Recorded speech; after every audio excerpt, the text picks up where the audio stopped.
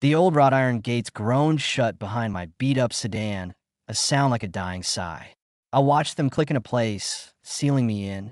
My name is Cassidy Reed, but everyone calls me Cass. I'm 21, a college student perpetually broke, and my latest gig was supposed to be easy money. House sitting. Keep the plants alive, sort the mail, make sure no pipes burst. Simple. I prided myself on being pragmatic, level-headed, and utterly unfazed by anything. Ghost stories? Old wives' tales? Haunted houses? Just old houses. But this place, Ashwood Manor, deep in the Louisiana countryside outside St. Francisville, was already giving me the creeps, and I'd only just arrived at IT was a sweltering Tuesday afternoon, around 3 p.m., the kind of heat that made the air shimmer.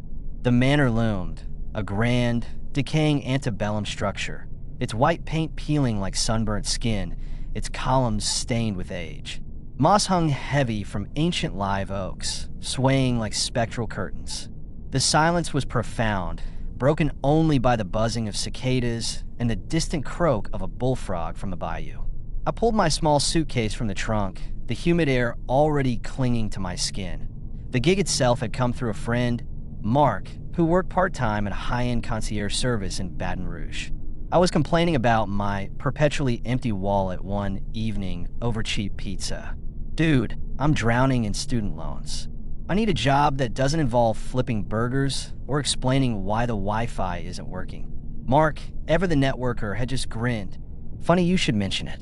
We just had a last-minute cancellation for a house-sitting gig. Big old place, out near St. Francisville. The clients are super particular, but they pay really well. Like, enough to cover your tuition for a semester well. My ears perked up. St. Francisville? That's way out there. What's the catch? No catch. Mark insisted, though he avoided my eyes for a second. Just a bit isolated. The Blackwoods are old money, very private. They're going to Europe for a month. You just need to keep things running, look after their cat, midnight, and water their absurd collection of exotic plants. Oh, and they have this one weird rule about a doll. A doll? I'd laughed. Seriously? What is it cursed? Mark had just shrugged a little too quickly. Heirloom, I guess. Just don't touch it. Easy money, Cass. Think about it. I thought about it. For about 5 seconds. The money was too good to pass up. I met the Blackwoods briefly at a coffee shop in Baton Rouge. A hurried, almost awkward exchange. Mr. Blackwood, a gaunt man with sharp eyes, barely spoke, just nodded. Mrs. Blackwood, all nervous smiles and fluttering hands, did all the talking. Cassidy, darling, so glad you could step in. It's such a relief to know the manor will be looked after. She'd rattled off instructions about the alarm system, the garden, the mail. Then, her voice dropped, almost to a whisper. Just one thing, dear. The doll in the nursery. It's a very old heirloom. Very delicate. Please, for your own sake, don't touch it. She'd given a tight, almost forced smile, her eyes darting towards the upper floor, as if the doll itself was listening. Mr. Blackwood had just grunted, already halfway out the door, eager to be gone. A doll? In a nursery of a house with no children? Odd, but hey, easy money. Inside, the air was thick, musty, smelling of old wood and something vaguely floral like dried potpourri. Dust motes danced in the shafts of light filtering through the tall windows. The house was enormous, a labyrinth of shadowed hallways and forgotten rooms. I found the kitchen, a grand but dated space, and a note on the counter. It reiterated the instructions. Water the plants daily, collect the mail, feed the cat, which I hadn't seen yet, and then, in bold, underlined script, do not touch the doll in the nursery. My brows furrowed. Seriously, what is it with this doll? I thought, a flicker of genuine curiosity mixed with a faint unease. It was almost like they wanted me to be curious, doubting why first few days were uneventful, almost boring. I explored the house, mapping its layout in my mind, trying to memorize every creak and groan. The cat, a sleek black Persian named Midnight, appeared on the second evening, a silent, watchful presence that seemed to materialize from the shadows, its green eyes unblinking. It was a beautiful cat, but unnervingly quiet, moving like a wisp of smoke. I watered the sprawling ferns, collected the mail from the ornate mailbox at the end of the driveway. I even found the nursery, a small room on the second floor, tucked away at the end of a long, dimly lit hallway. The door was slightly ajar. Inside, a single, antique rocking horse stood in the center, its painted eyes seeming to stare into the dust-filled air. And on a small, dusty wooden chair in the corner sat the doll. It was a porcelain doll, exquisitely crafted, with wide, glassy blue eyes and ringlets of blonde hair. It looked old, unsettlingly lifelike, and its gaze seemed to follow me as I peered in. I shuddered, a purely involuntary reaction. Creepy, I thought. Definitely creepy. Glad I don't have to touch it. I closed the door firmly, making sure the latch clicked, and then, for good measure, I twisted the small brass lock on the knob. Locked. No more open doors, doll. The subtle anomalies began on the fourth night, a Friday, around 1 a.m. I was reading in the living room, trying to ignore the oppressive silence of the house, the way the shadows seemed to deepen in the corners. I heard it, a faint, almost imperceptible creak from upstairs, directly above me. I froze, listening, my book held suspended. Nothing. Old house settling. I rationalized, turning a page, tried to convince myself. A few minutes later, a distant thump, like something heavy had shifted, followed by a soft scrape. I strained my ears, my heart starting a slow, uneasy rhythm. Still nothing. I shook my head, convinced it was just my imagination, amplified by the isolation and the sheer size of the manor. The next morning, Saturday, around 8 a.m., I went to the kitchen for coffee. I'd left my favorite mug, a chipped blue one I'd brought from my apartment, on the counter near the sink. Now, it was on the dining room table, perfectly centered on the polished mahogany. I stared at it. Did I move it? No, I never do that. I'm a creature of habit. I shrug it off. Sleepwalking? Maybe I'm just more tired than I thought. Later, I found a book I'd been reading, The Haunting of Hill House, face down on the floor beside my bed, when I distinctly remembered leaving it on my nightstand, spine up. Small things, easily dismissed, but they started to prickle at the edges of my composure like tiny needles under my skin. Then came the lullabies. It was Saturday night, around 11:45 p.m. I was trying to fall asleep in the master bedroom, the heavy velvet curtains drawn against the oppressive darkness outside. The house was utterly silent, save for the hum of the old central AC unit. And then I heard it, faint, ethereal, like a music box playing from a great distance, or wind chimes caught on a phantom breeze. A lullaby. It was coming from upstairs. From the nursery. My blood ran cold. No way. I sat bolt upright, straining to hear. It was definitely a lullaby, a sweet, melancholic tune, sung in a child's voice, impossibly soft, yet clear, weaving through the silent house. It lasted for perhaps 30 seconds, then faded into silence, leaving only the ringing quiet. I lay there, heart pounding, for what felt like an hour, listening to the oppressive quiet, my mind racing. It's the wind, or the old pipes, or a neighbor's radio? No, we're miles from anyone. This is impossible. I pulled the covers tighter, trying to convince myself it was a dream, a trick of my tired mind. But the melody lingered, an icy echo in my memory. The next morning, Sunday, around 9 a.m., I forced myself to walk down that long, dim hallway to the nursery. My legs felt heavy, my stomach clenched with a cold dread. The door, which I had explicitly closed and latched and locked 2 days ago, was wide open. Just a crack, but undeniably open. My stomach clenched. I pushed it open further, peering inside. The rocking horse was still there. The doll was still on a chair, its glassy blue eyes staring straight ahead, seemingly at nothing. But now, a faint, almost imperceptible rocking motion disturbed the dust on the floor near the rocking horse, as if it had just stopped.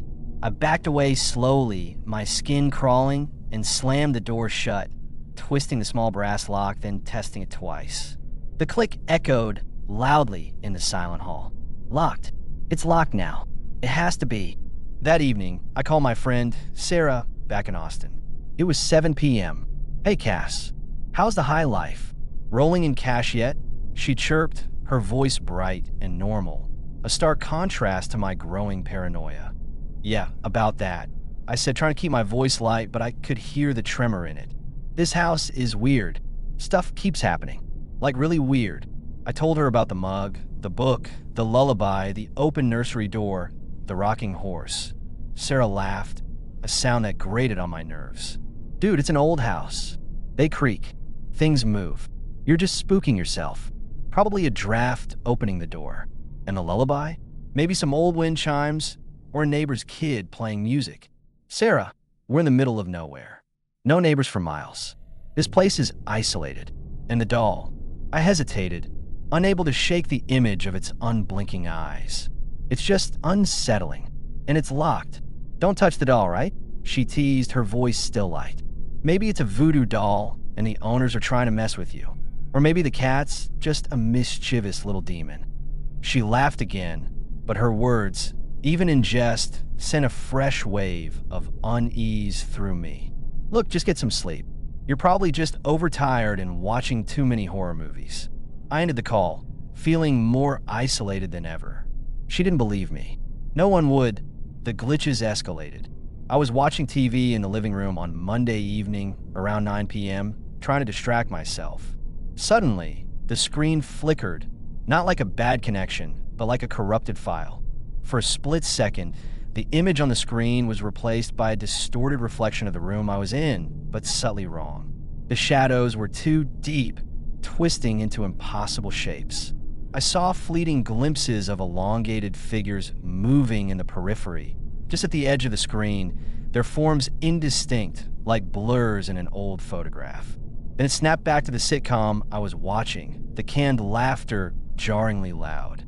My heart hammered. The whispers returned, no longer just from the speakers, but seeming to emanate from the very walls, from the dark corners of the rooms, from the very air itself. They were unintelligible, a cacophony of soft, insistent voices, like a dozen children murmuring secrets just out of reach, just beyond comprehension. I felt a growing sense of being watched, a pervasive chill that had nothing to do with the thermostat.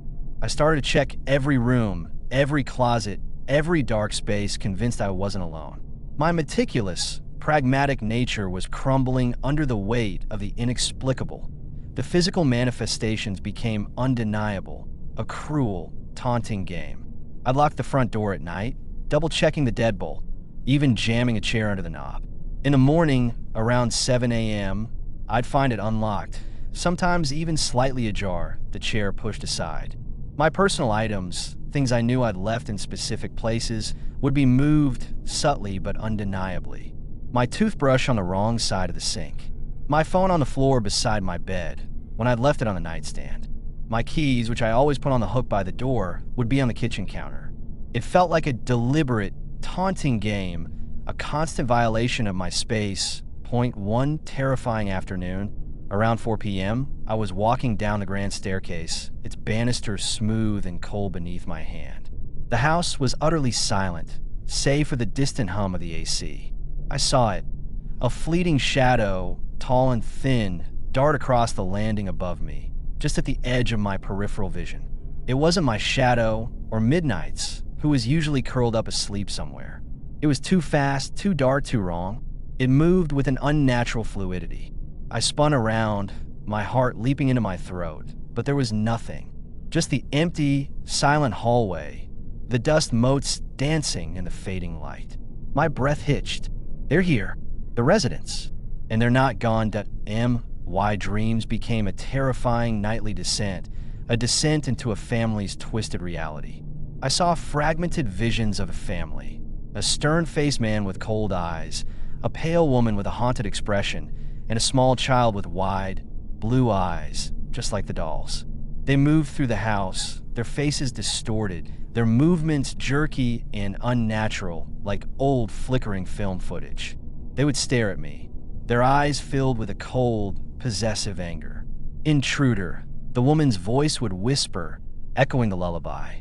You don't belong here. This is our home. The child would giggle, a high-pitched, chilling sound. I would wake up in a cold sweat, the whispers still echoing in my ears, the images burned behind my eyelids. Sleep offered no escape, only a deeper dive into the madness that I was losing it. My logical mind, my fortress of reason, was crumbling. I spent every waking hour in a state of hyper-awareness, my nerves frayed, jumping at every creak, every shadow.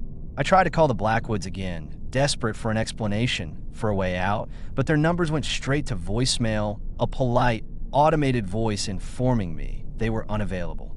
I considered calling the police, but what would I say? My house-sitting gig is haunted by a doll and some very rude ghosts who keep moving my toothbrush and singing lullabies. They'd laugh me out of town, or worse, send a psych evaluation team. I was trapped at IT was a Tuesday night, exactly 2 weeks after I arrived, around 1 a.m. I was huddled in the living room, wrapped in a blanket, too terrified to sleep. The whispers were louder than ever, a frantic chorus surrounding me, pressing in from all sides. The air grew cold, heavy, the scent of dust and old flowers intensifying, almost suffocating. The light fixtures flickered wildly, casting dancing, impossible shadows that stretched and writhed across the walls, taking on grotesque, human-like forms. I saw the figures now, not just fleeting glimpses, but solidifying in the periphery of my vision.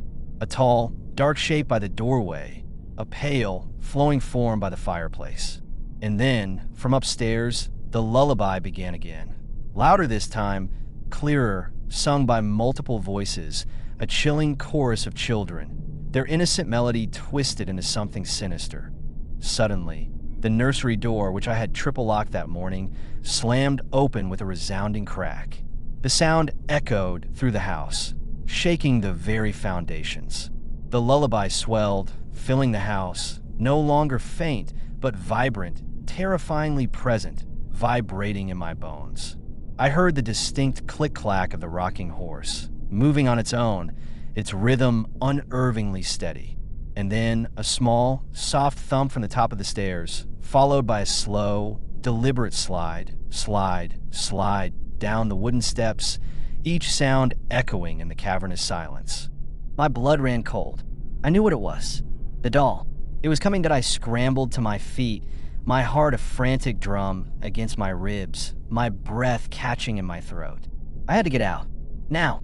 I bolted for the front door, fumbling with the deadbolt, my fingers clumsy with terror, the cold metal unresponsive under my shaking hands. The whispers screamed in my ears, a chorus of enraged voices, accusing, demanding. As I finally yanked the door open, a cold, unseen force slammed into me, sending me sprawling onto the porch, my head hitting the rough wood with a sickening thud. I heard a high-pitched, childish giggle from inside the house, chillingly close, followed by the soft thump of the doll landing on the porch step right beside me. I didn't look. I scrambled up, not caring about my suitcase, not caring about anything but escape. I ran, blindly, through the overgrown garden, stumbling over roots and unseen obstacles, towards the gate. The gates. They were still shut, the heavy iron mocking me, a dark, impenetrable barrier. I clawed at them, my nails scraping against the cold metal, desperate to open them. The lullaby, now deafening, seemed to emanate from the very air around me, from the trees, from the ground itself. I could feel the presence of the residents, pressing in, surrounding me, their cold breath on my neck. I heard the faint, distant click-clack of the rocking horse, somehow outside the house now, moving closer, its rhythm relentless. And then a soft, cold touch on my ankle. I screamed a raw, animalistic sound torn from my throat and kicked out, my foot connecting with something hard, something porcelain. I heard a faint, high-pitched crack and a soft thud, with a final desperate surge of adrenaline, fueled by pure terror. I managed to force the gates open, tearing my hand on the rusted iron, a sharp pain that barely registered. I burst through, not looking back, running down the long, deserted country road, the sounds of the lullaby slowly fading behind me, replaced by the pounding of my own feet and my ragged breaths.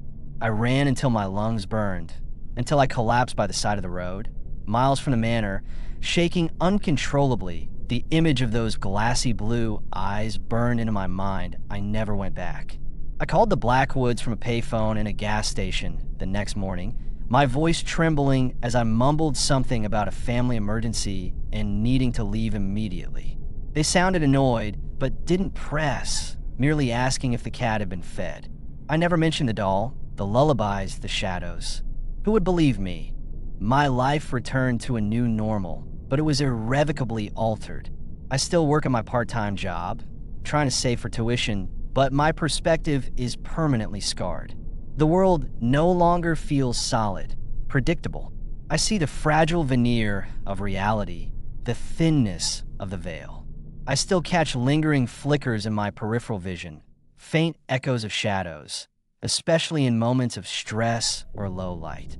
I hear faint, distant whispers in the quiet of my apartment, a soft, almost imperceptible lullaby carried on the wind, a chilling reminder of the child's voice.